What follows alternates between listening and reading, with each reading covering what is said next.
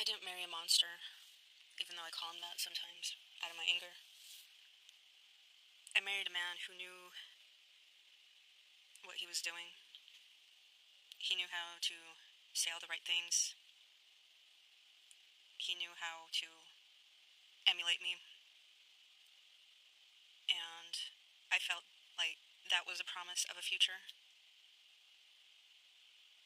I guess in my own mind it felt safe enough to rest and put my defenses down. I believed in him because I thought we grew past all the past trauma that we caused each other. I completely forgave him for his past wrongs. And I truly believe that we were moving forward together. But what I did not realize that he actually never changed. He only put on another mask for some time, for a very long time, to show me that he was willing to work on a marriage and move forward with me into creating a life together. And it was only a matter of time before that mask started to crack again and show who he's always really been.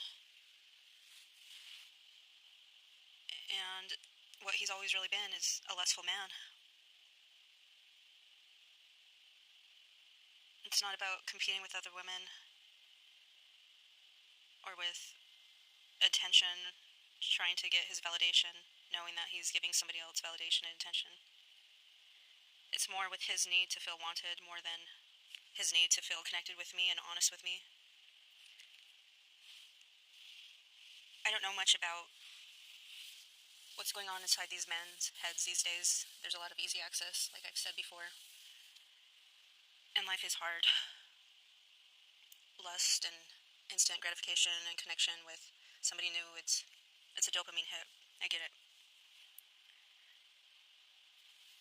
Lust isn't about desire, it's primarily about emptiness. And I did not realize how empty he always has been. I didn't know that. I thought I could feel it. I thought I was doing all that I could, especially with the way he was with me at times. Like, I felt loved, I felt connected, I felt valued, I felt desired at times. But it was short-lived.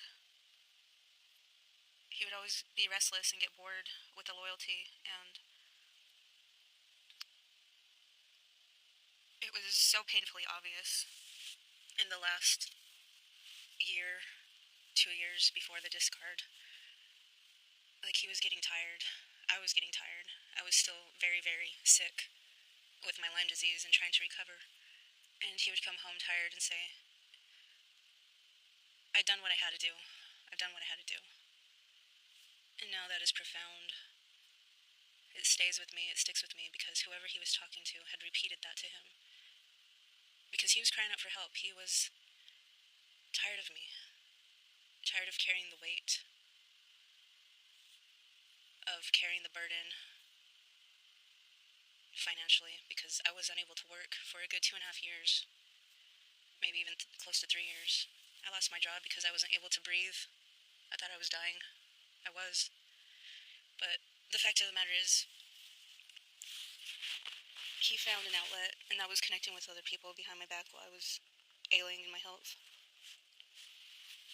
He just went back to his old ways. His image always mattered more than my pain, and his needs always came first. Even when he was always pretending that he was the sacrificial lamb, he was a martyr, always working, always tired. And I learned slowly and painfully that he would only empathize with me when it benefited him. Like, he loved leaving me out of his life, his online presence with his male counterparts. They developed a connection that overtook the connection that I thought I had with my husband.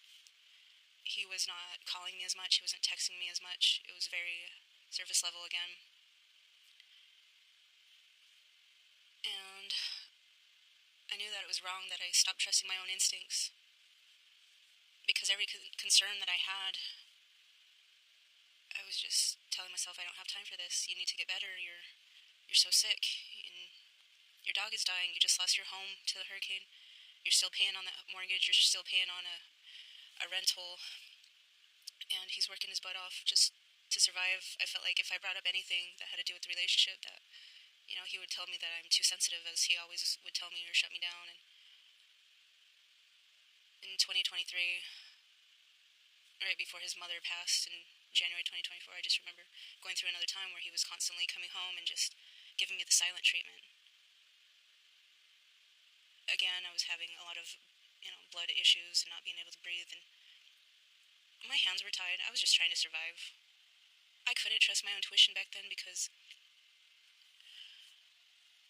I needed to stop stressing myself out, so I stopped believing what was going on around me. And that was the most dangerous part of it during that time. It was eroding my marriage faster than I can even wrap my head around. It was dismantling pretty much everything around me. I shrunk myself to accommodate his chaotic ways. On the weekends, he was always screaming and ranting and doing his podcast, and in the meantime, I was taking trip after trip trying to get healthy again. In 2 months, I think I had about 4 different flights, and then his mother passed, and then I got sick again after a root canal triggered EBV, and it was a lot. It was a lot to take in, and it inhibited me from making these life-altering decisions.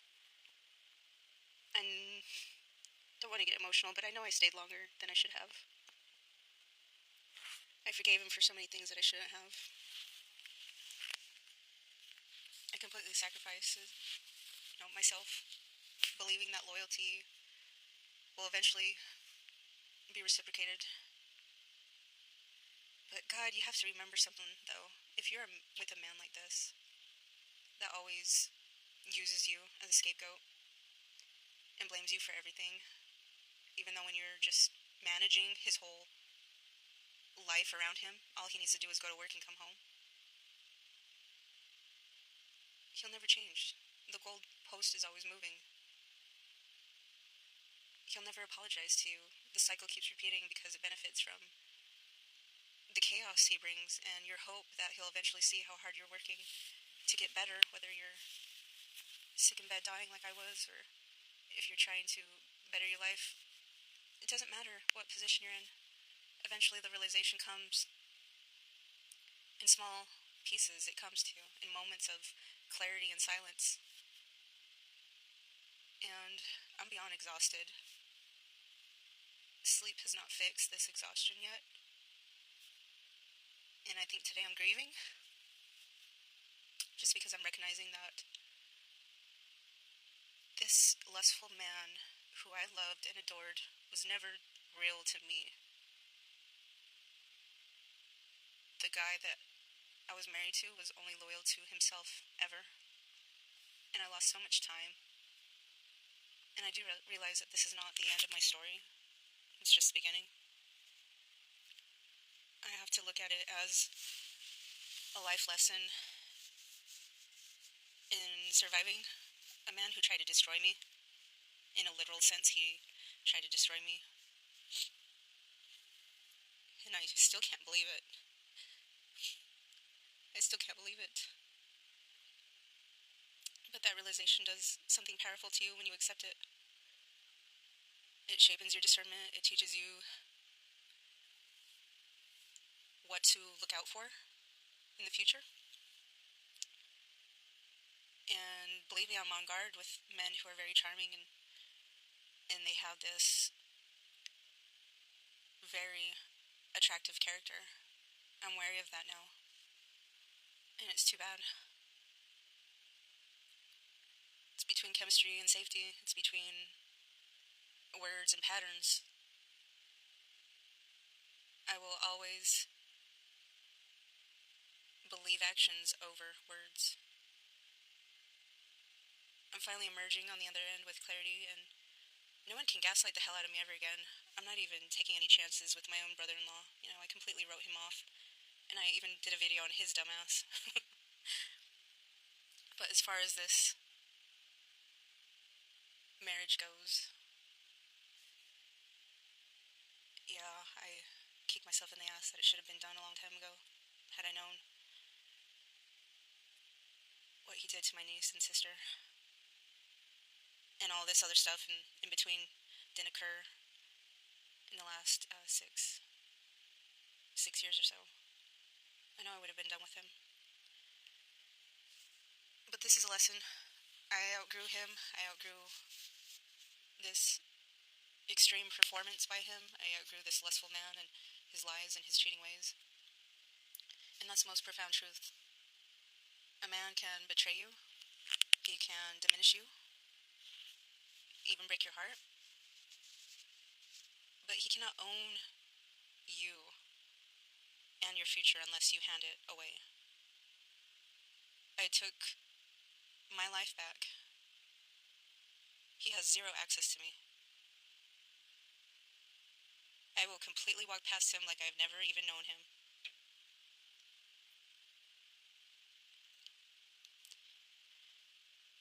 And that might make me hard. My heart is cold as stone. But I feel a strength that I've never had before. I walked through fire. And I'm continuing to walk through fire just to get to the life that I was always meant to live.